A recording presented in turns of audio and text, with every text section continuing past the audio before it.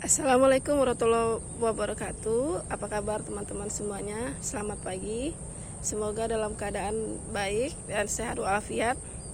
Hari ini Jumat 16 Oktober 2020, hari kelima saya menjalani ikhtiar hidup sehat setelah sindrom nekrotik saya kambuh.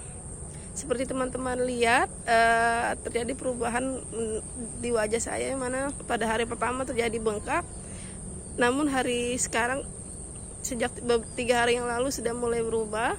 Kemudian kaku di wajah juga mulai jauh berkurang. Ini kita lagi di pesawahan. Saya istirahat setelah berolahraga ringan, nggak jauh dari rumah. Ya teman-teman, seperti janji saya kemarin, kita akan membahas mengenai sindrom nekrotik ini. Tapi dan pengobatannya. Tapi sebelum masuk ke pengobatannya, yaitu obatnya yaitu steroid atau methylprednisolone, nama merek dagangnya, kita akan bahas dulu mengenai apa yang harus dilakukan begitu Anda divonis oleh dokter terkena sindrom nekrotik. Pertama, apa yang harus dilakukan yaitu tenang, tidak perlu stres. Ini hanya cobaan sementara, semuanya sementara. Susah sementara, senang juga sementara. Kedua, ini merupakan hal yang terpenting dan jarang dilakukan, jarang diberikan oleh dokter-dokter di Indonesia, yaitu rencana pengobatan. Seperti kita ketahui, sindrom nekrotik ini merupakan penyakit autoimun. Kalau menurut medis itu susah diobati dan tergantung pada obat. Dokter saya di Malaka bilang ada 2 hal yang perlu diingat untuk sindrom nekrotik ini. Pertama adalah ia bakal sering relapse atau kambuh, dan kemudian kedua, kita akan tergantung sama obat. Ya seperti teman-teman tahu, sindrom nekrotik saya kambuh lagi setelah 2,5 tahun remisi.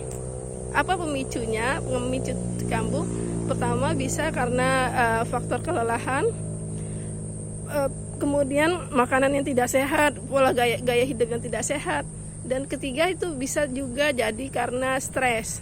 Jadi kita sebagai penderita autoimun harus bisa mengelola stres agar tidak membebani ke badan kita, mempengaruhi kesehatan kita. Oke teman-teman, terus kemudian bagaimana cara pengobatannya? Untuk autoimun ini sendiri memang tergantung pada obatnya, yaitu steroid. Macam-macam nama merek dagangnya, salah satunya yang saya sebutkan tadi yaitu methylprednisolone. Mengapa kita tergantung pada steroid? Karena ini merupakan salah satu obat antiinflamasi atau peradangan. Ibaratnya di dalam tubuh kita itu terjadi peradangan, dan obat steroid ini mencegah mengurangi peradangan yang terjadi di dalam tubuh. Nah teman-teman, saya sarankan kalau teman-teman berobat ke dokter, silakan tanya kepada mereka bagaimana rencana pengobatan untuk sindrom nekrotik ini. Apakah ada kemungkinan sembuh atau tidak? Biasanya kalau pengalaman saya, dokter di Indonesia tidak banyak bicara. Tapi itu tugas kita sebagai pasien untuk menggalinya lebih dalam. Rugi juga kalau cuma di ruangan dokter itu hanya 1 menit, 2 menit. Padahal ngantrinya bisa 1 jam, setengah jam. Dan bayarnya juga nggak sedikit gitu, paling tidak 200.000 hanya untuk biaya konsultasi. Belum lagi obat-obatannya.